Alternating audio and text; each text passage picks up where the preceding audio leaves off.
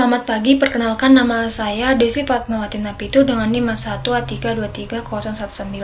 Di sini saya akan mempresentasikan hasil proyek kami dengan mata kuliah Sosiologi Hukum dari kelompok 5. Nah, analisis kasus yang kami ambil itu adalah putusan nomor 54 garing tindak pidana khusus garing 2025 garing PN Jambi. Nah, analisisnya itu tentang tindak pidana pornografi atau merekam korban di kamar mandi. Adapun kronologi dari kasus tersebut adalah perkara ini bermula dari tindak pidana yang tidak pantas yang dilakukan oleh seorang pria berusia 24 tahun, yang dimana pria ini atau laki-laki ini berprofesi sebagai buruh bangunan yang tinggal di Pekanbaru.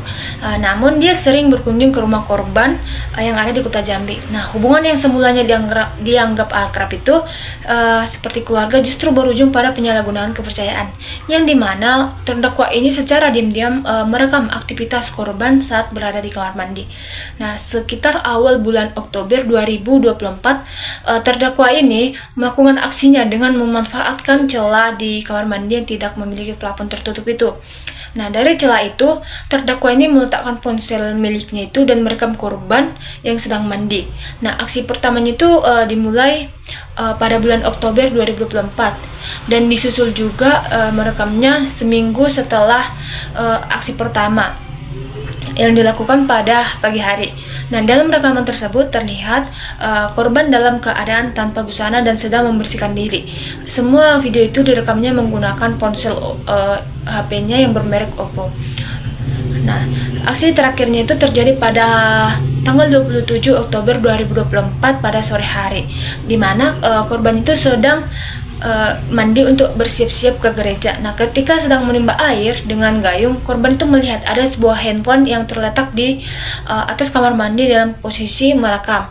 Nah, korban langsung sadar bahwa ponsel itu adalah milik terdakwa karena korban ini mungkin mengamati HP dari si terdakwa ini.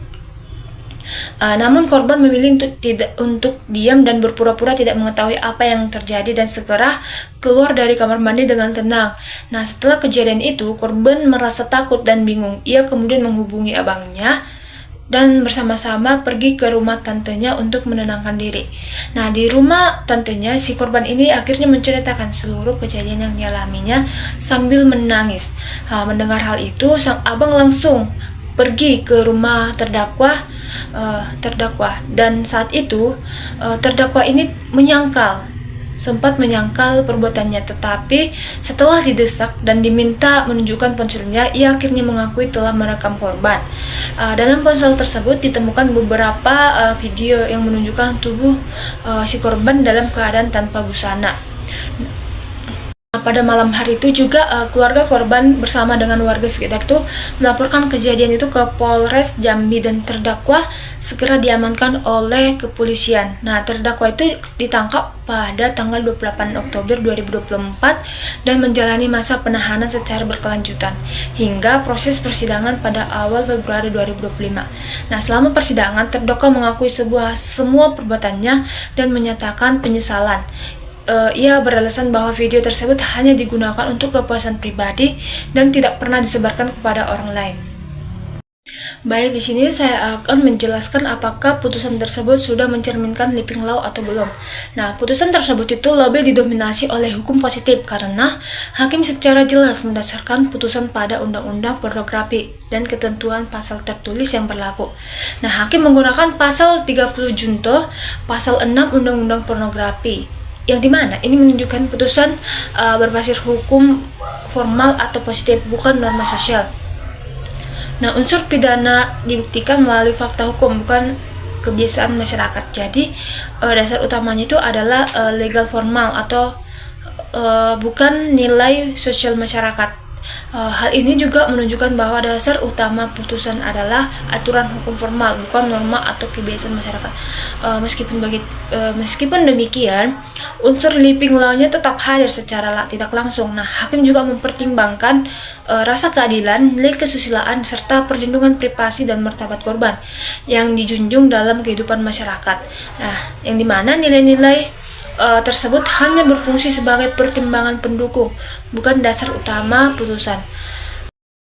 Menurut hasil wawancara yang kami lakukan dengan Ibu Melisa, Ibu Melissa mengatakan bahwa putusan itu mengandung living law, yang dimana dampak sosial itu yang dialami korban itu adalah di bidang psikologis. Korban itu mengalami rasa malu melihat orang-orang sekitarnya, yang dimana dikarenakan kasus tersebut. Menurut saya putusan tersebut sudah sesuai dengan perilaku yang dilakukan oleh terdakwa, yang dimana terdakwa ini kan merekam korban secara diam-diam saat korban berada dalam kondisi telanjang, yang dimana itu merupakan pelanggaran serius terhadap hak privasi, martabat, dan integritas seksual korban. Nah, tindakan ini bukan hanya melanggar hukum, tetapi juga dia juga melanggar kepercayaan dan norma kesusilaan yang berlaku di masyarakat.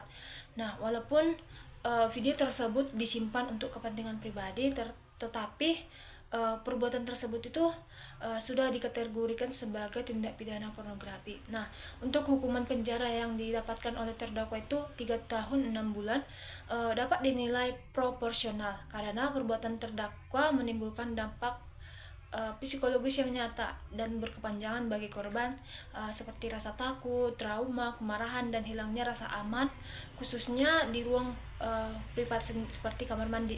Nah, dampak ini menunjukkan bahwa kerugian yang dialami korban itu tidak bersifat ringan. Nah, selain itu juga putusan ini mencerminkan upaya hakim untuk memberikan efek jerah. Maka hakim memutuskan untuk memberikan hukuman 3 tahun 6 bulan agar kejadian serupa tidak terulang lagi, baik terdakwa maupun masyarakat luas. Nah, pembebanan biaya perkara itu juga menunjukkan adanya pertanggungjawaban hukum atas perbuatan yang dilakukan oleh terdakwa. Faktor-faktor yang mempengaruhi putusan tersebut adalah faktor sosial, yang dimana faktor sosial ini sangat mempengaruhi putusan hakim. Perbuatan terdakwa ini dilakukan di lingkungan rumah, tempat yang seharusnya aman bagi korban. Terdakwa juga dianggap mengkhianati kepercayaan karena memiliki hubungan dekat dan diperlakukan seperti keluarga, sehingga seharusnya melindungi korban. Selain itu, perbuatan tersebut menimbulkan dampak sosial, seperti trauma dan hilangnya rasa aman. Hal ini bertentangan dengan nilai kesusilaan dan norma sosial masyarakat, sehingga menjadi pertimbangan hakim untuk menjatuhkan hukuman yang tegas. Adapun kesimpulan dari proyek kami adalah analisis atas putusan nomor 54 garing tindak pidana khusus garing 2025 garing PN Jambi menegaskan bahwa fokus utama majelis hakim ini dalam perkara ini adalah pada tindak kriminal yang dilakukan, tanpa menjadikan latar belakang ekonomi terdakwa sebagai alasan pemaaf ataupun faktor peringan utama. Meskipun terdakwa bekerja sebagai buruh bangunan, yang dimana latar belakang ekonomi ini sederhana, hakim dengan tegas menilai bahwa tindakan tersebut tidak dibenarkan dan termasuk tindakan pelanggaran terhadap undang-undang pornografi dan harus dipertanggungjawabkan secara hukum. Baik, hanya itu yang dapat saya sampaikan. Saya ucapkan terima kasih.